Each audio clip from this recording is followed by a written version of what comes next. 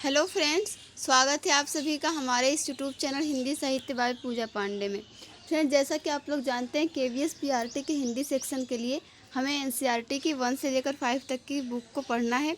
तो पिछली वीडियो में हम लोगों ने क्लास 2, क्लास 3, क्लास 4 ये सभी चैप्टर्स को देख लिया था। ये सभी बुक कंप्लीट हो गई थी और क्लास 5 की जो वीडियो थी उसमें हमने 1 से लेकर 7 चैप्टर तक को देखा था। किसी कारणवश मैं आगे वीडियो को कंटिन्यू नहीं कर पाई थी जिससे कि हम सभी चैप्टर्स को कंप्लीट करें।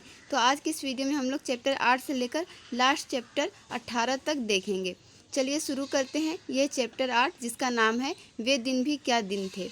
घटना महत्वपूर्ण थी वरना कुम्मी अपनी डायरी में उसे क्यों लिखती। अपनी डायरी में उसने 17 मई सन 2155 की रात को लिखा, आज रोहित को सचमुच की एक पुस्तक मिली है।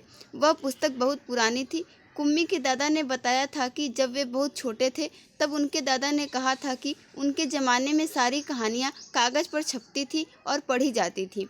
पुस्तकों में पृष्ठ होते थे जिन पर कहानियाँ छपी होती थी और हर पृष्ठ पढ़ने के पश्चात दूसरा पृष्ठ पलटकर आगे पढ़ना होता था। सारे शब्द स्थिर रहते थे, चलते नहीं थे जैसे आजकल पर्दे पर चलते हैं। रोहित ने कहा था, कितनी पुस्तकें बेकार जाती होंगी, एक बार पढ़ी और फिर बेकार हो गई। अब तो हमारे टेलीविज़न के पर्दे पर न जाने कितनी पुस्तकों की सामग्री आ जाती है और फिर भी यह पुस्तक नई की नई रहती है। कुम्मी ने भी रोहित की हाँ में हाँ मिलाई। फिर पूछा, तुम्हें वह पुस्तक कहाँ मिली? रोहित ने बताया, अपने घर में। एक पुराना डिब्बा कहीं दबा पड़ा था, उसी को फेंक रहे थे कि उसमें से यह पुस्तक मिली। इसमें क्या लिखा है? स्कूलों के बारे में लिखा है। स्कूल? कुम्मी ने प्रश्न किया।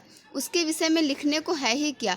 हर विद्यार्थी के घर पर एक मशीन होती है जिसमें टेलीविज़न की तरह का एक पर्दा होता है। रोज़ नियमित रूप से उसके सामने बैठकर हमें वह सब याद करना होता है जो वह मशीन हमें बताती है। सारा गृह कार्य करके दूसरे दिन उसी मशीन में डाल देना होता है। हमारी गलतियां बताकर फिर वह हमें समझाती है। एक विषय पूरा होने पर वही मशीन हमारी परीक्षा लेकर हमें आगे पढ़ाना आरंभ कर देती है। कहते कहते कुम्मी थक गई थी। अंत में बोली, कितना उबाऊ होता है यह सारा स्कूल का काम। रोहित मुस्कुराते हुए उसकी बातें सुन रहा था। अरे बुद्धू, जैसे स्कूल का वर्णन इस पुस्तक में है वह इससे भिन्न होता था। इसमें तो उन स्कूलों के बारे में लिखा है जो सदियों पहले होते थे। कुम्मी के मन में कुछ उत्सुकता जगी। बोली, फिर भी उनके यहाँ मशीन के बने अध्यापक तो होते ही होंगे। कुम्मी को याद आया कि एक बार जब उससे भूगोल में रोज़ वही गलतियाँ होने लगी थीं तो उसकी माँ ने मोहल्ले के अध्यक्ष को बताया था। तब एक आदमी आया था और उसने उस मशीन के पुर्जे पुर्जे अलग कर दिए थे। तब उसने मन ही मन यह मनाया था कि वह आदमी इस बोर करने वाले अध्यापक को पुनः जोड़ न पाए तो उसे हमेशा के लिए छुट्टी मिल जाए। लेकिन उस आदमी ने मशीन को फिर से जोड़कर उसकी माँ को बताया था। लगता है मशीन के भूगोल की चक्की कुछ तेज रफ्तार पर थी, सो आपकी लड़की के लिए उसे समझना कठिन हो गया था। मैंने अब उसकी गति कुछ धीमी कर दी है, सो आशा है अब ठीक रहेगा। और कुम्मी को उसी समय भूगोल का सबक सीखने बैठ जाना पड़ा था। मन ही मन वह उस मशीनी अध्यापक को कोसती रही थी। तभी रोहित ने कुम्मी के सोचने के सिलसिले को तोड़ा। बोला, हाँ, तब अध्यापक तो होते थे परंतु मशीन नहीं, स्त्रियां और पुरुष होते थे। क्या कहा? कहीं कोई स्त्री या पुरुष इतने सारे विषय हमें सिखा सकता है? क्यों नहीं? वह बच्चों को सारे विषय समझाते थे, गृह कार्य देते थे और प्रश्न पूछते थे। अध्यापक बच्चों के घर नहीं जाते थे बल्कि बच्चे एक विशेष भवन में जाते थे जिसे स्कूल कहते थे। कुम्मी का अगला प्रश्न था, तो क्या सब बच्चे एक समय में एक जैसी ही चीज़ें सीखते थे? हाँ, एक आयु के बच्चे एक साथ बैठते थे। लेकिन माँ कहती हैं कि मशीनी अध्यापक हर बच्चे की समझ के अनुसार पढ़ाता है। फिर पुराने ज़माने में यह कैसे संभव होता था? तब वे लोग इस प्रकार नहीं करते थे। रहने दो, तुम्हारी इच्छा नहीं है तो मैं वह पुस्तक तुम्हें नहीं दूंगा। कुम्मी झट बोली, नहीं नहीं, मैं उसे पढ़ना चाहूँगी कि तब स्कूल कैसे होते थे, कितनी अजीब अजीब बातें जानने को मिलेंगी। इतने में अंदर से माँ की आवाज़ सुनकर कुम्मी बोली, लगता है सबक का समय हो गया है। रोहित भी उठा और अपने घर की ओर चला गया। कुम्मी अपने घर की ओर चली गई। अंदर मशीन आगे का सबक देने को तैयार थी। मशीन से आवाज़ आनी आरंभ हो गई, आज सबसे पहले तुम्हें गणित सीखना है, कल का होमवर्क छेद में डालो। कुम्मी ने वैसा ही किया। वह सोच रही थी कि कितने अच्छे होते होंगे वे पुराने स्कूल, जहाँ एक ही आयु के सारे बच्चे हंसते खेलते कूदते स्कूल जाते होंगे और पढ़ाने वाले पुरुष और स्त्रियाँ होते होंगे। इतने में मशीन से स्वर आना आरंभ हो गया था और पर्दे पर चलते हुए अक्षर एवं अंक आने शुरू हो गए थे। और कुम्मी सोच रही थी कि तब स्कूल जाने में कितना आनंद आता होगा, कितने खुश रहते होंगे सारे बच्चे। फ्रेंड्स, ये चैप्टर यहीं पे ख़त्म होता है। आइए हम लोग अगला चैप्टर देखते हैं। ये है पाठ संख्या 9, जिसका नाम है एक माँ की बेबसी। ये एक कविता है। आइए हम लोग इस कविता को देखते हैं। न जाने किस अदृश्य पड़ोस से निकल कर आता था वह खेलने हमारे साथ। रतन जो बोल नहीं सकता था खेलता था हमारे साथ। एक टूटे खिलौने की तरह देखने में हम बच्चों की ही तरह था वह भी एक बच्चा, लेकिन हम बच्चों के लिए अजूबा था क्योंकि हमसे भिन्न था। थोड़ा घबराते भी थे हम उससे क्योंकि समझ नहीं पाते थे उसकी घबराहटों को, न इशारों में कही उसकी बातों को, न उसकी भयभीत आंखों में हर समय दिखती उसके अंदर की छटपटाहटों को। जितनी देर वह रहता पास बैठी रहती उसकी माँ, निहारती रहती उसका खेलना। अब जैसे जैसे कुछ बेहतर समझने लगा हूँ उनकी भाषा जो बोल नहीं पाते हैं, याद आती रतन से अधिक उसकी माँ की आंखों में झलकती उसकी बेबसी। चलिए देखते हैं अगला चैप्टर। यह है पाठ संख्या 10, जिसका नाम है एक दिन की बादशाहत। ये एक कहानी है, आइए इसे देखते हैं। आरिफ, सलीम चलो फ़ौरन सो जाओ। अम्मी की आवाज़ एन उस वक्त आती थी जब वे दोस्तों के साथ बैठे कव्वाली गा रहे होते थे, या फिर सुबह बड़े मज़े में आइसक्रीम खाने के सपने देख रहे होते कि आपा झिझोड़ कर जगा देती, जल्दी उठो स्कूल का वक्त हो गया।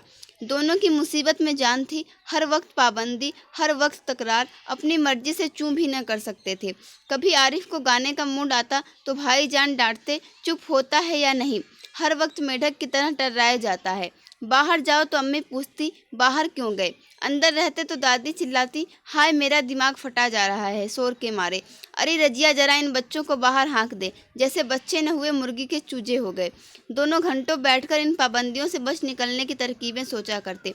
उन दोनों से तो सारे घर को दुश्मनी हो गई थी, लिहाजा दोनों ने मिलकर एक योजना बनाई और अब्बा की खिदमत में एक दरखास्त पेश की कि एक दिन उन्हें बड़ों के सारे अधिकार दे दिए जाएं और सब बड़े छोटे बन जाएं। कोई ज़रूरत नहीं है उधम मचाने की। अम्मी ने अपनी आदत के अनुसार डांट पिलाई, लेकिन अब्बा जाने किस मूड में थे कि न सिर्फ मान गए बल्कि यह इकरार भी कर बैठे कि कल दोनों को हर किस्म के अधिकार मिल जाएंगे। अभी सुबह होने में कई घंटे थे कि आरिफ ने अम्मी को झंझोड़ डाला, अम्मी जल्दी उठिए, नाश्ता तैयार कीजिए। अम्मी ने चाहा एक झापड़ रसीद करके सो रहे, मगर याद आया कि आज तो उनके सारे अधिकार छीने जा चुके हैं। फिर दादी ने सुबह की नमाज पढ़ने के बाद दवाएं खाना और बादाम का हरीरा पीना शुरू किया तो आरिफ ने उन्हें रोका। तौबा है दादी, कितना हरीरा पिएंगी आप, पेट फट जाएगा। और दादी ने हाथ उठाया मारने के लिए।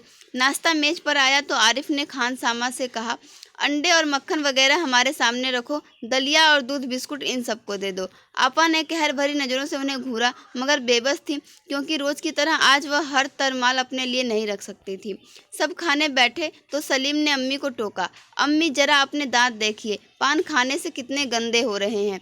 मैं तो दांत मांज चुकी हूँ। अम्मी ने टालना चाहा, नहीं चलिए उठिए। मम्मी निवाला तोड़ चुकी थी, मगर सलीम ने ज़बरदस्ती कंधा पकड़कर उन्हें उठा दिया।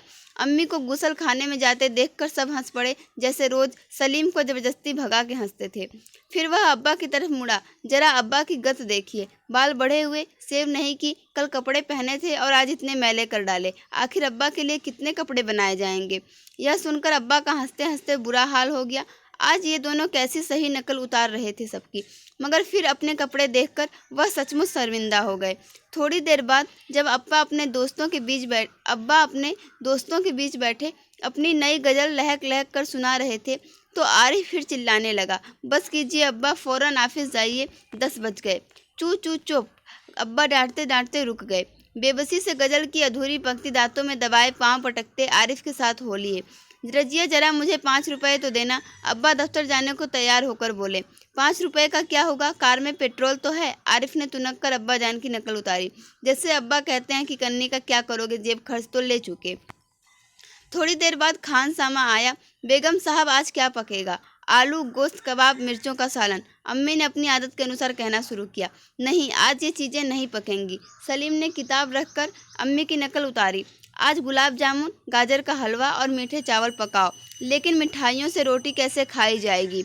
अम्मी किसी तरह सब्र न कर सकी, जैसे हम रोज़ सिर्फ मिर्चों के सालन से खाते हैं, दोनों ने एक साथ कहा। दूसरी तरफ दादी किसी से तू मैं किए जा रही थी। ओफो, दादी तो शोर के मारे दिमाग पिघलाए दे रही हैं। आरिफ ने दादी की तरह दोनों हाथों में सिर थाम कर कहा। इतना सुनते ही दादी ने चीखना चिल्लाना शुरू कर दिया कि आज ये लड़के मेरे पीछे पंजे झाड़ के पड़ गए हैं, मगर अब्बा के समझाने पर खून का घूंट पीकर रह गई। कॉलेज का वक्त हो गया था तो भाईजान अपनी सफ़ेद कमीज को आरिफ सलीम से बचाते दालान में आए। अम्मी, शाम को मैं देर से आऊँगा, दोस्तों के साथ फिल्म देखने जाना है। खबरदार, आरिफ ने आंखें निकालकर उन्हें धमकाया। कोई ज़रूरत नहीं फिल्म देखने की, इम्तिहान करीब है और हर वक्त सैर सपाटों में गुम रहते हैं आप। पहले तो भाईजान एक करारा हाथ मारने लपके, फिर कुछ सोचकर मुस्कुरा पड़े, लेकिन हुजूरे आली दोस्तों के साथ खाकसार फिल्म देखने की बात पक्की कर चुके हैं, इसलिए इजाज़त देने की मेहरबानी की जाए। उन्होंने हाथ जोड़ के कहा। बना करें, बस मैंने एक बार कह दिया, उसने लापरवाही से कहा और सोफे पर दराज होकर अखबार देखने लगा। उसी वक्त आपा भी अपने कमरे से निकली। एक निहायत भारी साड़ी में लचकती लटकती बड़े ठाठ से कॉलेज जा रही थी। आप, सलीम ने बड़े गौर से आपा का मुआयना किया। इतनी भारी साड़ी क्यों पहनी? शाम तक गारत हो आएगी। इस साड़ी को बदल कर जाइए, आज वह सफ़ेद वायर की साड़ी पहनना। अच्छा, बहुत दे चुके हुक्म। आपा चिढ़ गईं। हमारे कॉलेज में आज फंक्शन है। उन्होंने साड़ी की सिकने दुरुस्त की। हुआ करे, मैं क्या कह रहा हूँ, सुना नहीं? अपनी इतनी अच्छी नकल देखकर आपा शर्मिंदा हो गई। बिल्कुल इसी तरह तो वह आरिफ और सलीम से उनकी मनपसंद कमीज उतरवाकर निहायत बेकार कपड़े पहनने का हुक्म लगाया करती हैं। दूसरी सुबह हुई, सलीम की आंख खुली तो आपा नाश्ते की मेज़ सजाए उन दोनों के उठने का इंतजार कर रही थी। अम्मी खानसामा को हुक्म दे रही थी कि हर खाने के साथ एक मीठी चीज़ ज़रूर पकाया करो। अंदर आरिफ के गाने के साथ भाईजान मेज का तबला बजा रहे थे और अब्बा सलीम से कह रहे थे, स्कूल जाते वक्त एक चवन्नी जेब में डाल लिया करो, क्या हर्ज है। एक छोटी सी कहानी तो यहीं पे ख़त्म होती है फ्रेंड्स। आइए हम लोग अगला चैप्टर देखते हैं। यह है पाठ संख्या 11, जिसका नाम है चावल की रोटियां। ये एक नाटक है। इसमें कुछ पात्र हैं। कोको जो है वो 8 साल का एक बर्मी लड़का है और थोड़ा मोटा है। नीनी, तिनसु, मिमी, ये तीनों उसके दोस्त हैं। और ऊ बातून जो है वो जनता की दुकान का प्रबंधक है। चलिए देखते हैं। कोको कहता है, माता पिता धान लगाने खेतों में चले गए हैं। जब तक माँ खाना बनाने के लिए लौटकर नहीं आती, मुझे घर की देखभाल करनी है। देखता हूँ माँ ने नाश्ते में मेरे लिए क्या बना कर रखा है। कोको, आहा, मज़ा आ गया। चावल की रोटियाँ, मेरी मनपसंद चीज़। कोको, आज तो डटकर नाश्ता होगा। नीनी, कोको, एक कोको, दरवाज़ा खोलो, मैं हूँ नीनी। कोको, गजब हो गया, यह तो भुक्खड़ नीनी है। उसकी नज़र में रोटियाँ पड़ी तो ज़रूर मांगेगा, मैं इन्हें छिपा देता हूँ। नीनी, दरवाज़ा खोलो। कोको, तुम क्या कर रहे हो, इतनी देर लगा दी। कोको, मैं इन्हें कहाँ छिपाऊँ, मैं तस्तरी को रेडियो के पीछे छिपा दूँगा। अभी आता हूँ नीनी, ज़रा रुको। कोको, आओ नीनी, अंदर आ जाओ। दरवाज़ा खोलने में इतनी देर क्यों लगाई? कुछ खास नहीं, मैंने अभी अभी नाश्ता किया और मुंह धोने लगा था। बोलो, सुबह सुबह कैसे आना हुआ? क्या, यह मत कहना कि तुम भूल गए थे। परीक्षा के बारे में रेडियो पर खास सूचना आने वाली है। लेकिन तुम्हारे घर भी तो रेडियो है। वह खराब है, इसलिए सोचा तुम्हारे रेडियो पर सुनूंगा। नीनी, रेडियो उठाकर यहीं ले आओ ताकि हम आराम से लेटे लेटे सुन सके। नीनी, हमारे रेडियो में भी कुछ खराबी है। आओ कोशिश करके देखें, मैं उठाकर ले आता हूँ। कोको, नहीं नीनी, इसे मत छूना, छुओगे तो करंट लगेगा। नीनी, मैं तो इसे छू ही लिया था भाई, मैं वह खबर ज़रूर सुनना चाहता हूँ। तिनसु के घर जाता हूँ, तुम आओगे? कोको, नहीं, अच्छा फिर मिलेंगे। कोको, बाल बचे, अब चलकर नाश्ता किया जाए, मेरे पेट में चूहे दौड़ने लगे हैं। खाने लगता है तभी दरवाजे पर एक दस्तक सुनाई देती है। कोको, जाने अब कौन आ टपका। मिमी, कोको, दरवाज़ा खोलो, मैं हूँ मिमी। कोको, बाप रे, यह तो मिमी है। उसे चावल की रोटियाँ मेरी ही तरह बहुत अच्छी लगती हैं और वह हमेशा भूखी होती है। मुझे रोटियाँ छिपा देनी चाहिए, लेकिन कहाँ? वह तो कुछ खाने की चीज़ ढूंढने के लिए सारे कमरे की तलाशी लेगी। मिमी, कोको, दरवाज़ा खोलो न, इतनी देर क्यों लगा रहे हो? कोको, कहाँ छिपाऊँ? ठीक इस फूलदान के अंदर छिपा दूँ। मिमी, दरवाज़ा खोलने में इतनी देर क्यों कर दी? कोको, मैंने अभी अभी नाश्ता किया था और मुंह धोने लगा था, आओ बैठो। मिमी, मुझे अभी अभी तुम्हारे माता पिता मिले। तुम्हारी माता जी ने कहा कि तुम्हारे लिए चावल की कुछ रोटियां रखी हैं। मैंने सोचा। कोको, चावल की रोटियां? हाँ थी तो, लेकिन मैंने सब खा ली। मिमी, एक भी नहीं बची? कोको, सॉरी मिमी, मैंने सब खा ली, पेट एकदम भर गया है। लगता है आज तो दोपहर का खाना भी नहीं खाया जाएगा। मिमी, बहुत बुरी बात, मेरी माँ ने केले के पापड़ बनाए थे, मैंने सोचा तुम्हारे साथ बांटकर खाऊंगी। मैं 4 पापड़ लाई हूँ, 2 तुम्हारे लिए, 2 अपने लिए। सोचा था तुम्हारी चावल की रोटियां और मोटे पापड़ दोनों का बढ़िया नाश्ता रहेगा। मिमी, गर्मा गर्म है और स्वादिष्ट भी। तुम्हारी भी क्या बदकिस्मती है कि तुम्हारा पेट बिल्कुल भरा हुआ है और तुम कुछ भी नहीं खा सकते। कोको, मैंने बड़ी गलती की जो उसे बताया कि मेरा पेट भरा हुआ है, लेकिन मैं समझता हूँ कि वह चारों पापड़ तो खा नहीं सकती, शायद 2 मेरे लिए छोड़ जाए। मिमी, क्या इन्हें निगलने के लिए चाय है? कोको, हाँ हाँ, अलमारी पर है, मैं ले आता हूँ। मिमी, तुम तो चाय पियोगे नहीं, पेट भरा होगा। कोको, मेरा पेट भूख से गुड़गुड़ कर रहा है। भगवान न करे मिमी को यह गुड़गुड़ न सुनाई दे। मिमी, यह कैसी आवाज़ है? कोको, आवाज़? कैसी आवाज़? मिमी, हल्की सी गड़गड़ाने की आवाज़। यह फिर हुई, सुना तुमने? कोको, यह हमारे घर में चूहा घुस आया है, वही यह आवाज़ करता है। कोको, कौन? तीनसू, मैं हूँ तीनसू। मिमी, तुम बैठे रहो, आराम करो, तुम्हारा पेट बहुत भरा हुआ है, मैं खोलती हूँ। तीनसू, मिमी भी यहाँ है। मिमी, आओ तीनसू। तीनसू, हेलो कोको, क्या बात है, तुम्हारी तबीयत ठीक नहीं है क्या? कोको, हेलो तीनसू। मिमी, वह ठीक है, बस नाश्ते में चावल की रोटियां ज़्यादा खा ली हैं। तीनसू, केले के पापड़? मिमी, मैं कोको के लिए भी ले आई थी, लेकिन चूंकि उसका पेट एकदम भरा हुआ है, तुम इन्हें ख़त्म करने में मेरी मदद करो। तीनसू, नेकी और पूछ पूछ, तुम्हारी माँ गांव में सबसे बढ़िया पापड़ बनाती हैं। मिमी, कप देकर, यह लो, चाय के साथ खाओ। तीनसू, बहुत बढ़िया चाय है, मेरी खुशकिस्मती जो इस वक्त यहाँ आ गया। कोको, तुम्हारी खुशकिस्मती और मेरी बदकिस्मती। मिमी, यह लो तीनसू, एक और खाओ। तीनसू, नहीं, मेरे लिए तो एक ही काफ़ी है। मिमी, आधा तो ले लो, दूसरा आधा मैं खा लूँगी। एक कोको के लिए रहा, शाम को खा लेगा। तीनसू, तुम जोर डालती हो तो ले लेता हूँ। कोको, चलो, एक तो मेरे लिए छोड़ रहे हैं, मैं भूख से मरा जा रहा हूँ। तीनसू, यह आवाज़ कैसी है? मिमी, यहाँ एक बड़ा चूहा घुस आया है, कोको कहता है कि वही यह आवाज़ करता है। तीनसू, ऐसा लगा कि किसी का पेट भूख से गुड़गुड़ा रहा है। मिमी, अच्छा, ये फूल कैसे हैं? तीनसू, ओह, मैं तो भूल ही गया था, मेरी माँ ने कहा है कि कोको की माँ ने कल दुकान से एक फूलदान खरीदा था, उन्होंने ये फूल उस फूलदान में रखने के लिए भेजे हैं। उस अलमारी के ऊपर फूलदान दिखाई देता है, वह रहा फूलदान अलमारी पर। मिमी, मुझे दो, मैं इन्हें फूलदान में रख आती हूँ। कोको, नहीं नहीं मिमी, मिमी, तुमने तो मुझे डरा ही दिया, क्या बात है? कोको, ये फूल, मेरी माँ को इस फूल से एलर्जी है, जब भी वह यह फूल देखती हैं कि उनके जिस्म में फुंसियाँ निकल आती हैं। तीनसू, ओह, मुझे इस बात का पता नहीं था, खैर मैं इन फूलों को वापस ले जाऊंगा। कोको, मुझे अपनी रोटियों को बचाने के लिए कितने झूठ बोलने पड़ेंगे। कोको, कौन? उबातून, मैं हूँ, दुकान का मैनेजर उबातून। मिमी, तुम मत उठो कोको, मैं खोलती हूँ दरवाज़ा, अभी आई उबातून चाचा। उबातून, हेलो बच्चों, लगता है छोटी मोटी पार्टी चल रही है। मिमी, आओ चाचा आओ। मिमी, चाय लेंगे आप? उबातून, कोई एतराज़ नहीं, बहुत बहुत शुक्रिया। उबातून, क्या मज़ेदार चाय है, खुशबूदार, ताजगी लाने वाली। तीनसू, चाचा आपने नाश्ता कर लिया है? उबातून, अभी किया नहीं, मैं सोच रहा था किसी चाय की दुकान पर रुक कर लूँगा। मिमी, चाय की दुकान पर जाने की क्या ज़रूरत, आप यह पापड़ ले सकते हैं। उबातून, लेकिन मैं तुम में से किसी का हिस्सा नहीं मारना चाहता। तीनसू, कोई बात नहीं चाचा, हम सबके पेट तो भर गए हैं। उबातून, बहुत बहुत शुक्रिया। अरे यह आवाज़ कैसी है? तीनसू, यह चूहे की आवाज़ है, अक्सर यह आवाज़ करता है। उबातून, मुझे लगा किसी का पेट भूख से कुलबुला रहा है। उबातून, कोको, तुम आज बहुत चुप हो, तबीयत तो ठीक है? कोको, कुछ नहीं चाचा, मैं बिल्कुल ठीक हूँ। मिमी, उसका पेट बहुत भरा हुआ है, नाश्ता बहुत डटकर किया है। उबातून, कोको, तुम्हारी माँ हमारी दुकान से एक फूलदान लाई थी, हाँ वह रहा।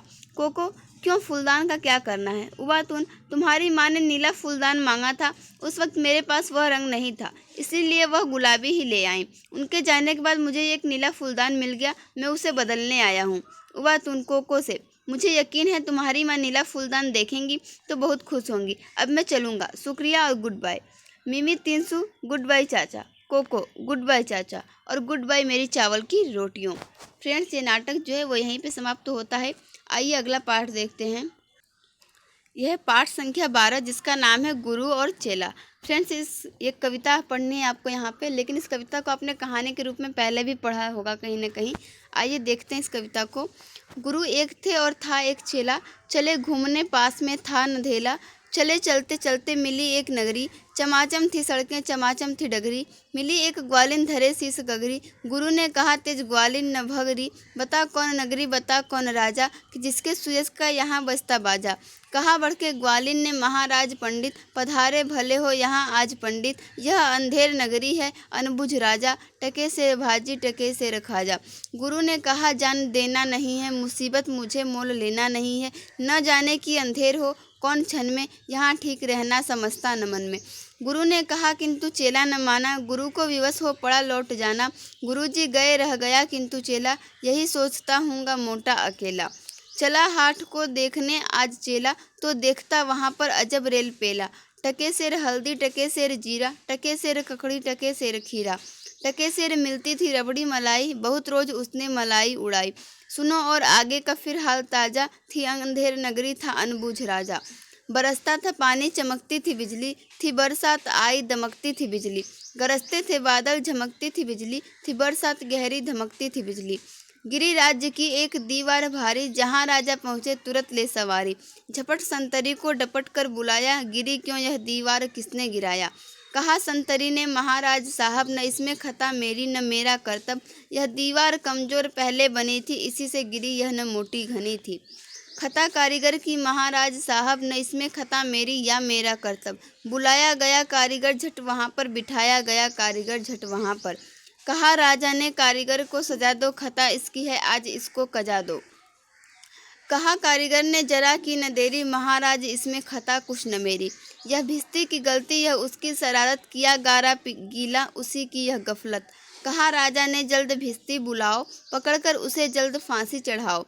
चला आया भिस्ती हुई कुछ न देरी, कहा उसने इसमें खता कुछ न मेरी। यह गलती है जिसने मशक को बनाया, कि ज़्यादा ही जिसमें था पानी समाया।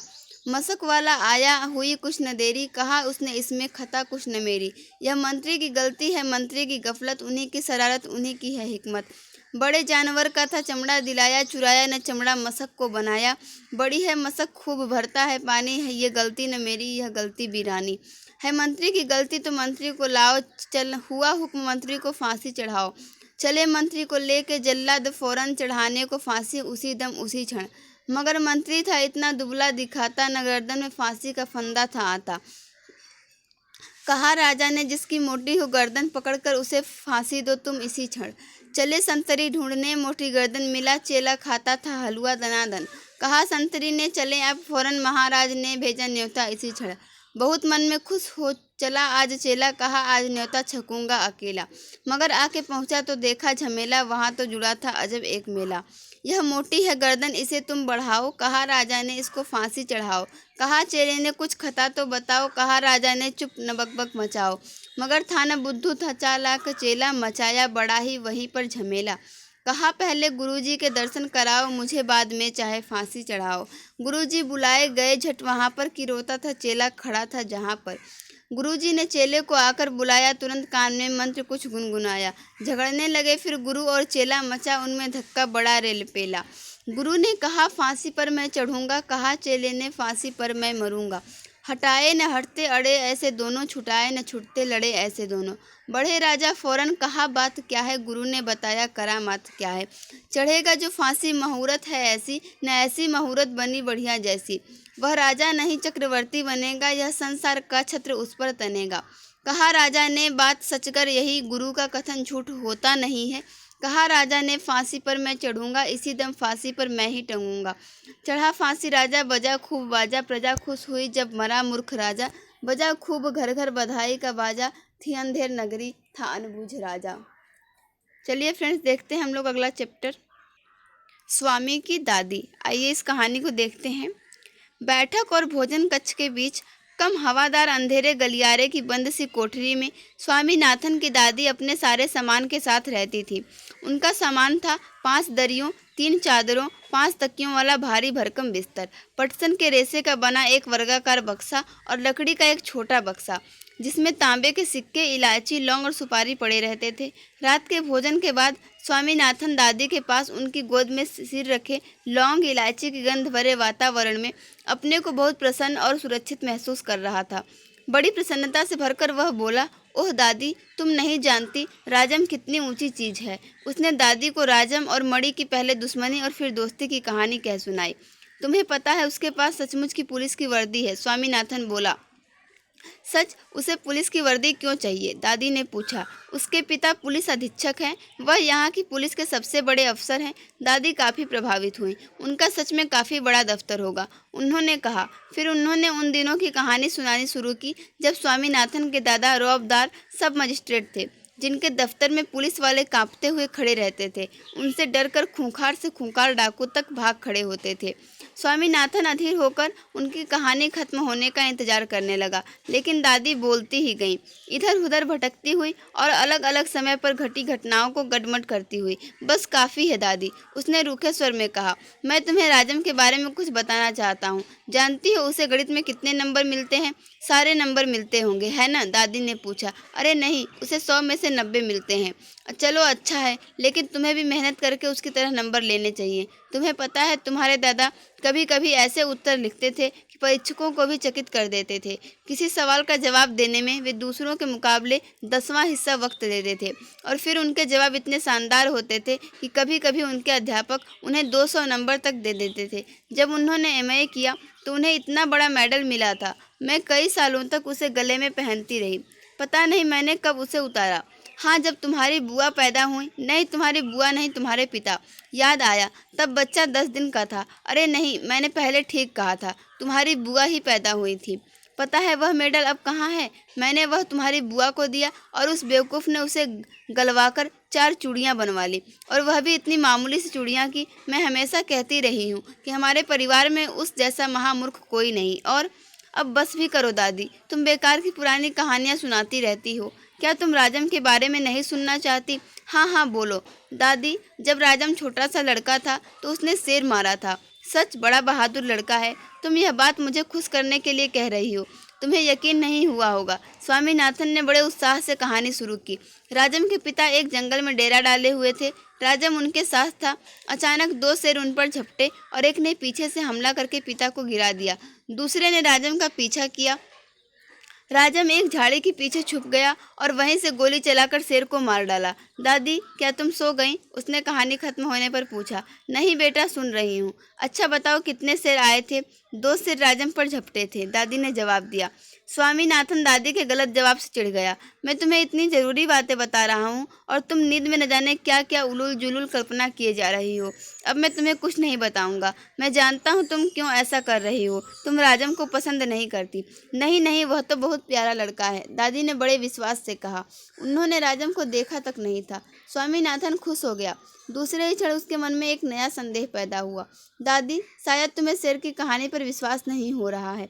मैं एक एक शब्द पर विश्वास करती हूँ, दादी ने स्वर में मिठास भरकर कहा। स्वामीनाथन को इससे खुशी हुई, लेकिन उसने चेतावनी के तौर पर जोड़ा, जो भी उसे झूठा कहेगा वह उसे गोली मार देगा। दादी ने इसका समर्थन किया और हरिश्चंद्र की कहानी सुनाने की बात कही, जिसने वचन का पालन करने के लिए सिंहासन, पत्नी और बच्चे को खो दिया, और अंत में उसे सब कुछ वापस मिल गया। उसने कहानी आधी ही सुनाई थी कि स्वामीनाथन खर्राटे लेने लगा। दादी भी रुक रुक कर बोलने लगी, फिर वह भी सो गई। ये कहानी यहीं पर ख़त्म होती है फ्रेंड्स। चलिए देखते हैं पाठ संख्या 14। ये एक कविता है जिसका नाम है बाघ आया उस रात। वो इधर से निकला उधर चला गया, वो आंखें फैलाकर बतला रहा था, हाँ बाबा बाघ आया उस रात। आप रात को बाहर न निकलो, जाने कब बाघ फिर से आ जाए। हाँ वो ही जो उस झरने के पास रहता है। वहाँ अपन दिन के वक्त गए थे ना एक रोज़, बाघ उधर ही तो रहता है। बाबा उसके 2 बच्चे हैं, बाघिन सारा दिन पहरा देती है। बाघ या तो सोता है या बच्चों से खेलता है। दूसरा बालक बोला, बाघ कहीं काम नहीं करता, न किसी दफ्तर में न कॉलेज में। छोटू बोला, स्कूल में भी नहीं। 5 साला बेटू ने हमें फिर से आगाह किया, अब रात को बाहर होकर बाथरूम न जाना। ये छोटी सी कविता थी जो यहीं पे समाप्त होती है। यह पाठ संख्या 15 जिसका नाम है बिशन की दिलेरी।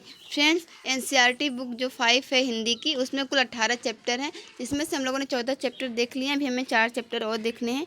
आइए इन्हें भी हम देख लेते हैं। फ्रेंड्स, आपको देखिए वीडियो ध्यान से देखना चाहिए, क्योंकि आपकी परीक्षा में इस प्रकार से प्रश्न पूछे जा रहे हैं कि कहानी इसके बीच में से लाइन दे दी जाएंगी और आपसे पूछा जाएगा कि ये लाइन्स जो हैं वो किस कहानी या किस कविता से दी गई हैं। इसलिए आपको डिटेल में पढ़ना ज़रूरी हो जाता है। और बाकी कुछ क्वेश्चन भी जो पूछे जा रहे हैं, अगर आप डिटेल में नहीं पढ़ कर जाएंगे तो आप नहीं सही कर पाएंगे। लेकिन अगर आप एक बार ध्यान से देख लेते हैं इन चीज़ों को, तो आप 8 से 9 नंबर तक सही कर लेंगे। चलिए देखते हैं। सुबह का समय था। पहाड़ों के पीछे से सूरज झांक रहा था। 10 वर्ष का बिशन घर से बाहर निकल आया। वह रोज इसी समय इसी रास्ते से कर्नल दत्ता के फार्म हाउस पर जाता है।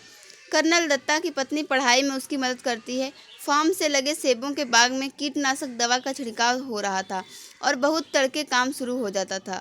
बिशन पगडंडी से अभी सड़क तक आ ही रहा था कि उसे गोली चलने की आवाज़ सुनाई दी। उसने इधर उधर देखा, कोई भी दिखाई नहीं दिया। वह कुछ ही दूर चला था, उसे फिर गोली चलने की आवाज़ सुनाई दी। इस बार एक नहीं 2-3 गोलियां एक साथ ही चली थी। गोलियों की आवाज़ से पूरी घाटी गूंज गई। पंछी घबरा गए, आसमान में गोल गोल चक्कर काटने लगे। बिशन सहम कर पेड़ों की आड़ में छिपकर खड़ा हो गया।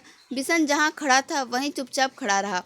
उसे वहाँ से सीढ़ीनुमा खेत और फलों के बाग साफ दिखाई दे रहे थे। खेतों में काम करते हुए किसान भी दिखाई दे रहे थे। फसल तैयार खड़ी थी। सुबह की हल्की धूप में खेत सुनहरे दिखाई दे रहे थे।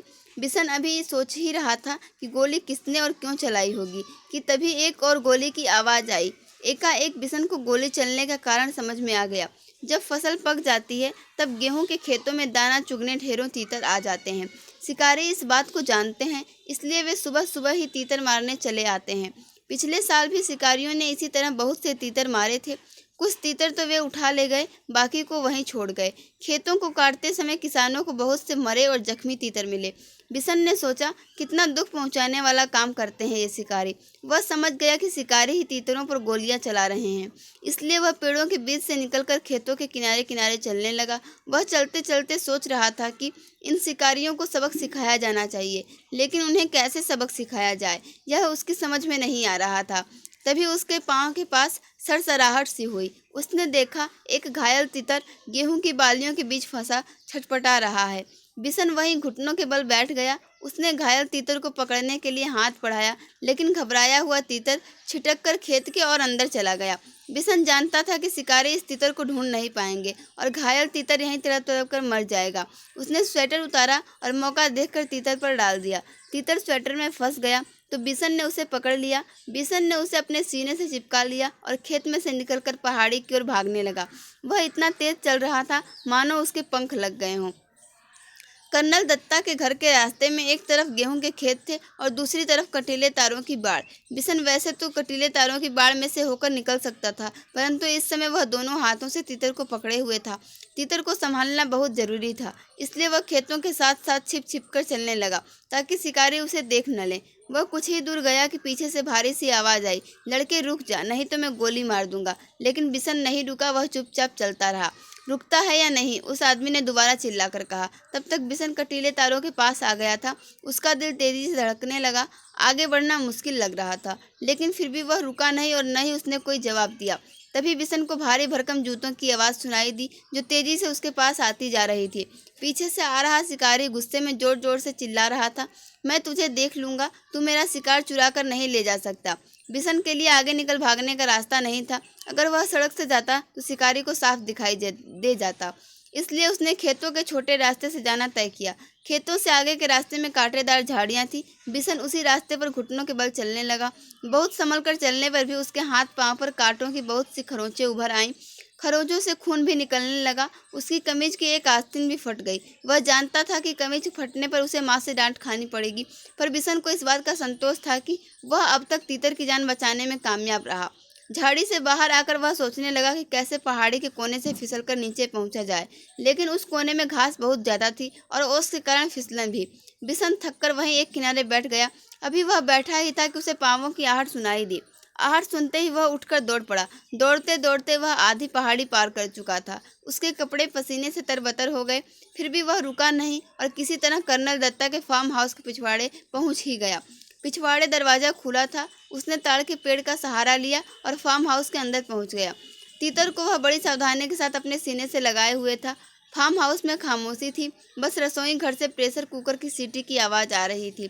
मुर्गियां अभी अपने दड़बे में थी और गुलाब चंद सामने का बरामदा साफ कर रहा था। अचानक कर्नल साहब का अल्सीएशन कुत्ता जोर जोर से भौंकने लगा। किसी अजनबी को देखकर ही इस तरह भौंकता है। बिशन समझ गया कि शिकारी इधर ही आ रहे हैं। उसने इधर उधर देखा ताकि वह तीतर को कहीं अच्छी तरह से छिपा सके।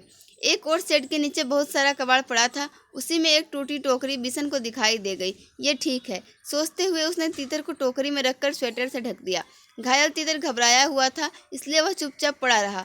तीतर को छुपाने के बाद बिशन ने सोचा कि अब बाहर चलकर देखना चाहिए, पर वह शिकारियों के सामने भी नहीं पड़ना चाहता था, इसलिए उसने छत पर चढ़कर बैठना ठीक समझा। बिना सीढ़ी के छत पर चढ़ना उसके लिए बहुत आसान काम था। वह अक्सर इस शेड की ढलवा छत के सहारे ऊपर चढ़ जाता था। बिशन लकड़ी के खंभे पर बंदर की तरह छलांग लगाकर लटक गया और ऊपर की ओर घिसकते घिसकते छत पर जा पहुंचा। खपरेल की ढलावदार छत थी, इसलिए वह चिमनी के पीछे छिपकर बैठ गया ताकि वह किसी और को दिखाई न दे, लेकिन वह स्वयं सब कुछ देख सके। उसने देखा कि दो शिकारी इधर ही चले आ रहे हैं और उनको देखकर कर्नल साहब का अल्सीशियन कुत्ता जोर जोर से भौंक रहा है। कर्नल ने कुत्ते को डांटा, चुप रहो, पर वह न माना। पिछले दोनों पांवों पर खड़े हो वह उछल उछल कर भौंकने लगा। वे दोनों शिकारी करीब आ गए तो कर्नल ने रौबदार आवाज में पूछा, कौन हो तुम? यहाँ किस लिए आए हो? साहब, हम शिकारी हैं, हर साल यहाँ शिकार के लिए आते हैं। अच्छा, तो तुम्ही लोगों की गोलियों की आवाज़ें गूंज रही थी सुबह से। जी हाँ, हमारे पास लाइसेंस वाली बंदूकें हैं। सरपंच माधो सिंह भी हमें जानता है। तो तुम हर साल तीतरों का शिकार करते हो? कर्नल ने मजाक से उड़ाते हुए कहा। जी हाँ, तीतर भी मार लेते हैं कभी कभी। अभी अभी एक लड़का हमारे शिकार तीतर को लेकर आपके यहाँ आ छिपा है, हम उसे ही ढूंढ रहे हैं। अच्छा, तुम जो इतने सारे तीतर मारते हो उनका क्या करते हो? कर्नल साहब ने पूछा। सीधी सी बात है साहब, खाते हैं, दूसरे शिकारी ने जवाब दिया। फिर कुछ रुककर बोला, अब तो उस लड़के को ढूंढवा दीजिए साहब, वह इधर ही कहीं छुप गया है। कर्नल दत्ता ने उनकी बात पर कोई ध्यान नहीं दिया और गुस्से से कहा, कैसे हो तुम लोग? हर साल आकर इतने तीतर मार डालते हो, कुछ को खा लेते हो और बाकी को घायल करके यहाँ तड़प तड़प कर मरने के लिए छोड़ जाते हो। जब फसल कटती है तब ढेरों मरे हुए तीतर मिलते हैं। कर्नल दत्ता की बात सुनकर वे दोनों कुछ घबरा गए। उन्हें उम्मीद नहीं थी कि कर्नल इस तरह उन्हें डांट देंगे। कर्नल दत्ता ने उन्हें इतना ही कहकर नहीं छोड़ा, आगे बोले, पक्षियों को मारने और उससे ज़्यादा उन्हें घायल करके छोड़ जाने में तो कोई बहादुरी नहीं है। अब तुम दोनों यहाँ से जा सकते हो, यहाँ तुम्हारा कोई तितर वितर नहीं है। अब जाते क्यों नहीं, खड़े क्यों हो? बिशन चिमनी के पीछे से सब देख और सुन रहा था। वे दोनों शिकारी बिना कुछ बोले मुड़े और वापस चल दिए। कर्नल दत्ता ने गुलाब चंद से दवाई छिड़कने वाली मशीन लाने को कहा। तभी बिशन छप्पर से सेट पर होता हुआ नीचे कूद पड़ा। उसने तीतर को उठा लिया और घर में घुसते ही मालकिन को पुकारने लगा, बहू जी जल्दी आइए, यह बहुत जख्मी है, आकर इसे देखिए। बिशन की आवाज़ सुनकर कर्नल दत्ता भी अंदर जा पहुंचे और बोले, अच्छा, तो तीतर चुराने वाला लड़का तू ही था? क्या करता बाबूजी, इसे बहुत चोट लगी है, अगर मैं न लाता तो यह मर जाता। अब तो इसका क्या करेगा? इसे पालूंगा बाबूजी, बिशन ने कहा। कर्नल साहब मुस्कुरा दिए। उन्होंने घायल तीतर को देखा, उसका एक पंख टूट गया था, अब शायद ही वह उड़ सके। जाओ, दवाइयों का बक्सा लेकर आओ। बिशन दौड़कर बक्सा ले आया। कर्नल दत्ता ने तीतर के पैरों का जख्म साफ किया, फिर दवाई लगा दी, पंख को फैलाकर टेप लगा दिया ताकि वह ज़्यादा हिले डुले नहीं। फिर उन्होंने बिशन से कहा, बिशन, अगर तुम इसे गेंदे के पत्तों का रस दिन में 2-3 बार पिलाओगे तो यह जल्दी ठीक हो जाएगा। तब तक बहू जी एक कटोरी में दलिया ले आई और तीतर को दलिया खिलाते हुए बोली, इसे रोज़ दलिया भी खिलाना बिशन, तीतर को दलिया बहुत पसंद होता है। तब तो यह बिशन के पीछे पीछे ही घूमता रहेगा। कर्नल ने हंसते हुए कहा। अच्छा बिशन, तुम जानते हो तीतर कैसे बोलता है? बहू जी ने पूछा। बिशन ने अपने हाथों को मुंह पर रखकर तीतर की आवाज़ निकाली, quack quack quack. Colonel Datta ठहाका मारकर हंस पड़े। बहू जी भी मुंह पर पल्लू रखकर हंसने लगी। बिशन भी हंसता हुआ हिरन की तरह छलांगे लगाता तीतर के साथ वहां से अपने घर की ओर भाग चला। देखते हैं फ्रेंड्स, हम लोग अगला चैप्टर, अभी 3 चैप्टर में और पढ़ने हैं। इस पाठ का नाम है पानी रे पानी। यह पाठ संख्या 16। ये एक लेख है, आइए इसे हम पढ़ते हैं। कहाँ से आता है हमारा पानी और फिर कहाँ चला जाता है हमारा पानी? हमने कभी इस बारे में कुछ सोचा है? सोचा तो नहीं होगा शायद, पर इस बारे में पढ़ा जरूर है। भूगोल की किताब पढ़ते समय जल चक्र जैसी बातें हमें बताई जाती हैं। एक सुंदर सा चित्र भी होता है इस पाठ के साथ। सूरज, समुद्र, बादल, हवा, धरती, फिर बरसात की बूंदें और लो फिर बहती हुई एक नदी और उसके किनारे बसा तुम्हारा हमारा घर, गांव या शहर।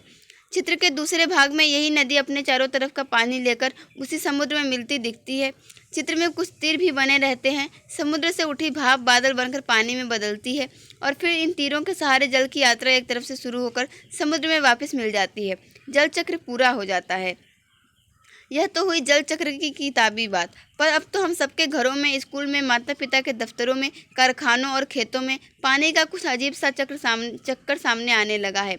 नलों में अब पूरे समय पानी नहीं आता। नल खोलो तो उससे पानी के बदले सूं सूं की आवाज़ आने लगती है। पानी आता भी है तो बेवक्त, कभी देर रात को तो कभी भोर सवेरे। मीठी नींद छोड़कर घर भर की बाल्टियाँ, बर्तन और घड़े भरते फिरो। पानी को लेकर कभी कभी कहीं कहीं आपस में तू मैं भी होने लगती है। रोज रोज के इन झगड़े टंटों से बचने के लिए कई घरों में लोग नलों के पाइप में मोटर लगवा लेते हैं। इससे कई घरों का पानी खींचकर एक ही घर में आ जाता है। यह तो अपने आसपास का हक छीनने जैसा काम है, लेकिन मजबूरी मानकर इस काम को मोहल्ले में कोई एक घर कर बैठे तो फिर और कई घर यही करने लगते हैं।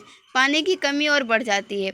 शहरों में तो अब कई चीज़ों की तरह पानी भी बिकने लगा है। यह कमी गांव शहरों में ही नहीं बल्कि हमारे प्रदेशों की राजधानियों में और दिल्ली, मुंबई, कोलकाता, चेन्नई और बेंगलोर जैसे बड़े शहरों में भी लोगों को भयानक कष्ट में डाल देती है। देश के कई हिस्सों में तो अकाल जैसी हालत बन जाती है। यह तो हुई गर्मी के मौसम की बात, लेकिन बरसात के मौसम में क्या होता है? लो सब तरफ पानी ही बहने लगता है। हमारे तुम्हारे घर, स्कूल, सड़कों, रेल की पटरियों पर पानी भर जाता है। देश के कई भाग बाढ़ में डूब जाते हैं। यह बाढ़ न गांवों को छोड़ती है और न मुंबई जैसे बड़े शहरों को। कुछ दिनों के लिए सब कुछ थम जाता है, सब कुछ बह जाता है।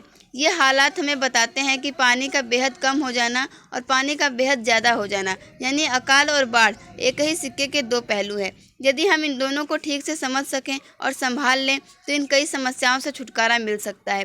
चलो थोड़ी देर के लिए हम पानी के इस चक्कर को भूल जाएं और याद करें अपनी गुल्लक को। जब भी हमें कोई पैसा देता है, हम खुश होकर दौड़कर इसे झट से अपनी गुल्लक में डाल देते हैं। 1 रुपया, 2 रुपया, 5 रुपया, कभी सिक्के तो कभी छोटे बड़े नोट, सब इसमें धीरे धीरे जमा होते जाते हैं। फिर जब कभी हमें कुछ पैसों की ज़रूरत पड़ती है तो इस गुल्लक की बचत का उपयोग कर लेते हैं। हमारी यह धरती भी इसी तरह की खूब बड़ी गुल्लक है। मिट्टी की बनी इस विशाल गुल्लक में प्रकृति वर्षा के मौसम में खूब पानी बरसाती है। तब रुपयों से भी कई गुना कीमती इस वर्षा को हमें इस बड़ी गुल्लक में जमा कर लेना चाहिए। हमारे गांव में, शहर में जो छोटे बड़े तालाब, झील आदि हैं, वे धरती की गुल्लक में पानी भरने का काम करते हैं। इनमें जमा पानी जमीन के नीचे छिपे जल के भंडार में धीरे धीरे रिसकर छनकर जा मिलता है। इससे हमारा भूजल भंडार समृद्ध होता जाता है। पानी का यह खजाना हमें दिखता नहीं, लेकिन इसी खजाने से हम बरसात का मौसम बीत जाने के बाद पूरे साल भर तक अपने उपयोग करने के लिए घर में, खेतों में, पाठशाला में पानी निकाल सकते हैं।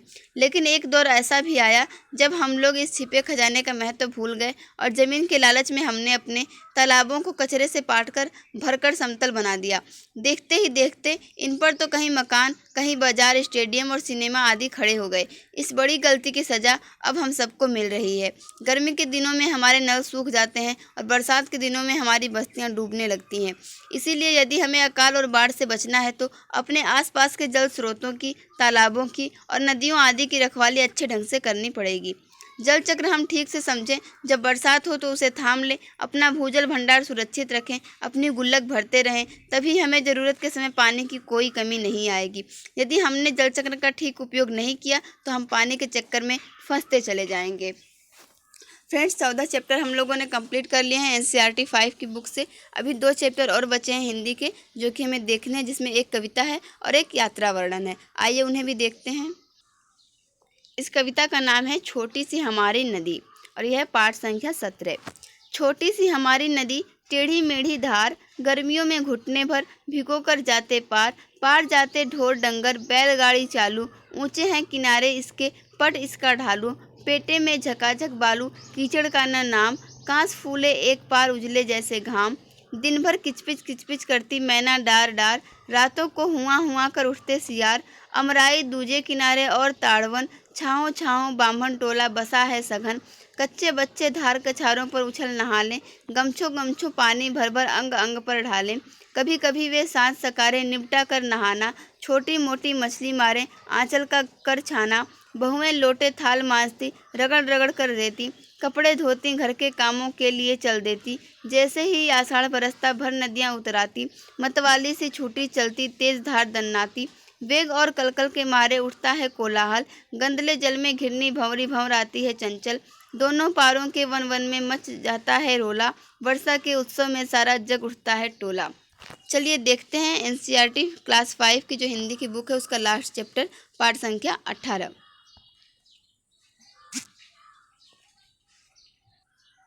इस पाठ का नाम है चुनौती हिमालय की। ये एक यात्रा वर्णन है। जोजिला पास से आगे चलकर जवाहरलाल मातायन पहुंचे तो वहां के नवयुवक कुली ने बताया, साहब सामने उस बर्फ से ढके पहाड़ के पीछे अमरनाथ की गुफा है, लेकिन साहब रास्ता बहुत टेढ़ा है। किशन ने कुली की बात काटी, बहुत चढ़ाई है और साहब दूर भी है। कितनी दूर? जवाहरलाल ने पूछा। 8 मील साहब, कुली ने जल्दी से उत्तर दिया। बस तब तो जरूर चलेंगे। जवाहरलाल ने अपने चचेरे भाई की ओर प्रश्नसूचक दृष्टि डाली। दोनों कश्मीर घूमने निकले थे और जोजिला पास से होकर लद्दाखी इलाके की ओर चले आए थे। अब अमरनाथ जाने में क्या आपत्ति हो सकती थी। फिर जवाहरलाल रास्ते की मुश्किलों के बारे में सुनकर सफ़र के लिए और भी उत्सुक हो गए। कौन कौन चलेगा हमारे साथ? जवाहरलाल ने जानना चाहा।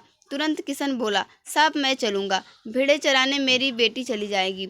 अगले दिन सुबह तड़के तैयार होकर जवाहरलाल बाहर आ गए। आकाश में रात्रि की कालिमा पर प्रातः की लालिमा फैलती जा रही थी। तिब्बती पठार का दृश्य निराला था। दूर दूर तक वनस्पति रहित उजाड़ चट्टानी इलाका दिखाई दे रहा था। उदास फीके बर्फ से ढके चट्टानी पहाड़ सुबह की पहली किरणों का स्पर्श पाकर ताज की भांति चमक उठे। दूर से छोटे छोटे ग्लेशियर ऐसे लगते मानो स्वागत करने के लिए पास सरकते आ रहे हों। सर्द हवा के झोंके हड्डियों तक ठंडक पहुंचा रहे थे। जवाहर ने हथेलियां आपस में रगड़कर गर्म की और कमर में रस्सी लपेटकर चलने को तैयार हो गए। हिमालय की दुर्गम पर्वतमाला मुंह उठाए चुनौती दे रही थी। जवाहर इस चुनौती को कैसे न स्वीकार करते। भाई किशन और कुली सभी रस्सी के साथ जुड़े थे। किशन गडेरिया अब गाइड बन गया। बस 8 मील ही तो पार करने हैं। जोश में आकर जवाहरलाल चढ़ाई चढ़ने लगे। यूं 8 मील की दूरी कोई बहुत नहीं होती, लेकिन इन पहाड़ी रास्तों पर 8 कदम चलना दूभर हो गया। एक एक डग भरने में कठिनाई हो रही थी। रास्ता बहुत ही वीरान था। पेड़ पौधों की हरियाली के अभाव में एक अजीब खालीपन सा महसूस हो रहा था। कहीं एक फूल दिख जाता तो आंखों को ठंडक मिल जाती। दिख रही थी सिर्फ पथरीली चट्टानें और सफ़ेद बर्फ। फिर भी इस गहरे सन्नाटे में बहुत सुकून था। एक ओर सूं सूं करती बर्फीली हवा बदन को काटती तो दूसरी ओर ताजगी और स्फूर्ति भी देती। जवाहरलाल बढ़ते जा रहे थे। ज्यों ज्यों ऊपर चढ़ते गए त्यों त्यों सांस लेने में दिक्कत होने लगी। एक कुली की नाक से खून बहने लगा। जल्दी से जवाहरलाल ने उसका उपचार किया। खुद उन्हें भी कनपटी की नसों में तनाव महसूस हो रहा था। लगता था जैसे दिमाग में खून चढ़ आया हो। फिर भी जवाहरलाल ने आगे बढ़ने का इरादा नहीं बदला। थोड़ी देर में बर्फ पड़ने लगी। फिसलन बढ़ गई। चलना भी कठिन हो गया। एक तरफ थकान, ऊपर से सीधी चढ़ाई। तभी सामने एक बर्फीला मैदान नजर आया। चारों ओर हिमशिखरों से घिरा वह मैदान देवताओं के मुकुट के समान लग रहा था। प्रकृति की कैसी मनोहर छटा थी, आंखों और मन को तरोताजा कर गई। बस एक झलक दिखाकर बर्फ के धुंधलके में ओझल हो गई। दिन के 12 बजने वाले थे। सुबह 4 बजे से वे लोग लगातार चढ़ाई कर रहे थे। शायद 16,000 फीट की ऊंचाई पर होंगे इस वक्त।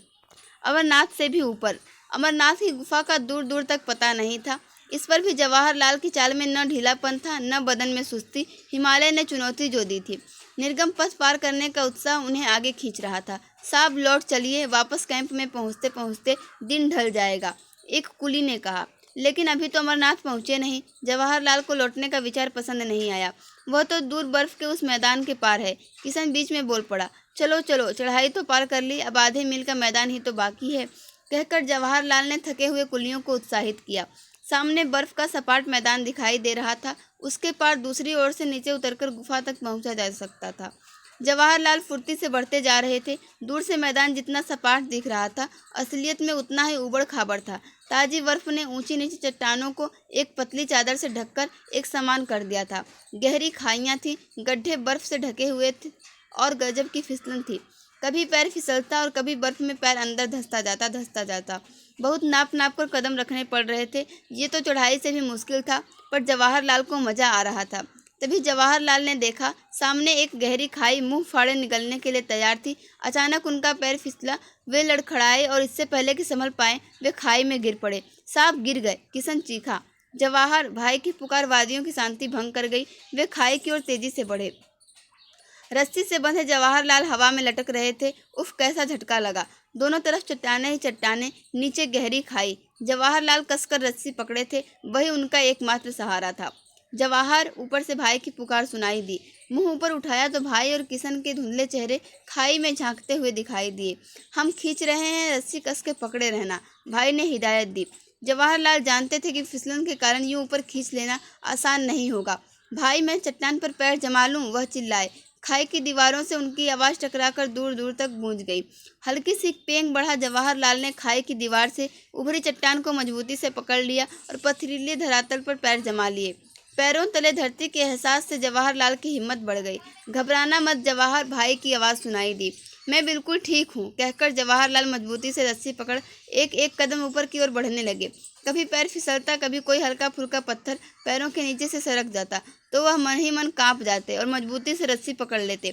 रस्सी से हथेलियां भी जैसे कटने लगी थी, पर जवाहरलाल ने उस तरफ ध्यान नहीं दिया। कुली और किशन उन्हें खींचकर बार बार ऊपर चढ़ने में मदद कर रहे थे। धीरे धीरे सरक कर किसी तरह जवाहरलाल ऊपर पहुंचे। मुड़कर ऊपर से नीचे देखा कि खाई इतनी गहरी थी कि कोई गिर जाए तो उसका पता भी न चले। शुक्र है भगवान का, भाई ने गहरी सांस ली। साहब, चोट तो नहीं आई? एक कुली ने पूछा। गर्दन हिला, कपड़े झाड़ जवाहरलाल फिर चलने को तैयार हो गए। इस हादसे से हल्का सा झटका जरूर लगा, फिर भी जोश ठंडा नहीं हुआ। वह अब भी आगे जाना चाहते थे। आगे चलकर इस तरह की गहरी और चौड़ी खाइयों की तादाद बहुत थी। खाइयाँ पार करने का उचित सामान भी तो नहीं था। निराश होकर जवाहरलाल को अमरनाथ तक का सफ़र अधूरा छोड़कर वापस लौटना पड़ा। अमरनाथ पहुंचने का सपना तो पूरा न हो सका, पर हिमालय की ऊंचाइयां सदा जवाहरलाल को आकर्षित करती रहीं। तो फ्रेंड्स, आपने देखा लगभग 50 मिनट में हम लोगों ने इस कंप्लीट चैप्टर को देख लिया।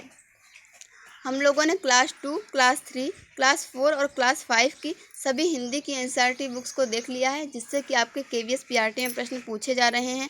अगर आप लोग इनको ध्यान से देख लेते हैं तो लगभग आपका 2.5 से 3 घंटे का समय लगेगा, लेकिन आपके एग्ज़ाम में 8 से 9 नंबर भी पक्के हो जाएंगे। उम्मीद करती हूँ ये वीडियो आपके लिए काफ़ी हेल्पफुल होगा। आप लोग इसे अपने फ्रेंड्स को भी शेयर करें। Thank you for watching this video.